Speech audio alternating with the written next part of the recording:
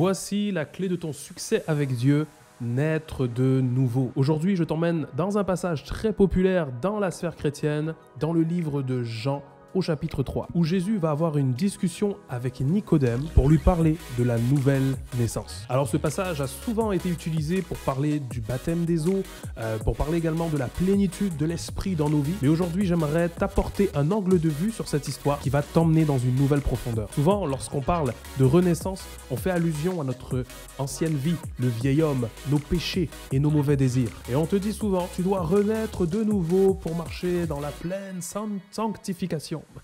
Mais quand Jésus a parlé à Nicodème de la nouvelle naissance, il ne parlait pas à un homme qui luttait avec sa chair ou contre son vieil homme. Il ne parlait pas à quelqu'un qui luttait contre un péché. Mais bien au contraire, Jésus parlait à un homme qui était pleinement conscient de la vie spirituelle et complètement en accord avec les Écritures. Nicodème était un chef religieux qui avait une renommée extrêmement grande dans tout Jérusalem, certainement à cause des paroles qu'il a pu apporter, des conflits, des situations qu'il a pu arranger, inspirées par les Écritures. Alors, maintenant qu'on a compris ça, finalement, Jésus parle de quelle renaissance? Jésus ne parle pas seulement d'une renaissance qui se fait seulement au moment du baptême, au début de notre conversion, bien que ça peut s'appliquer complètement, mais Jésus va aller encore plus loin. Jésus va parler de renaissance à toutes les personnes qui sont comme Nicodème, des personnes qui connaissent Dieu, qui sont croyants depuis de nombreuses années. À toi, mon ami, qui connais Dieu depuis longtemps, aujourd'hui, Dieu te demande de te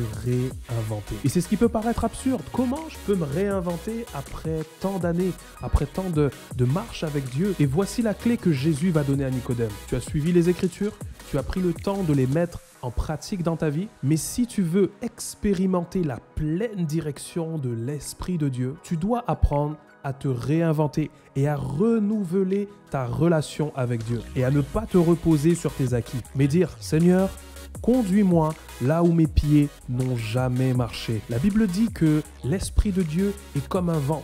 On ne sait pas d'où il vient et on ne sait pas où il va. Ce qui veut dire que tu dois être ouvert sur la manière dont Dieu veut t'utiliser pour sa gloire. Maintenant, rappelle-toi bien de ceci. La renaissance ne touche pas seulement ceux qui viennent de rentrer dans le chemin de la foi, mais elle parle aussi à ceux qui le sont depuis bien longtemps. À la prochaine.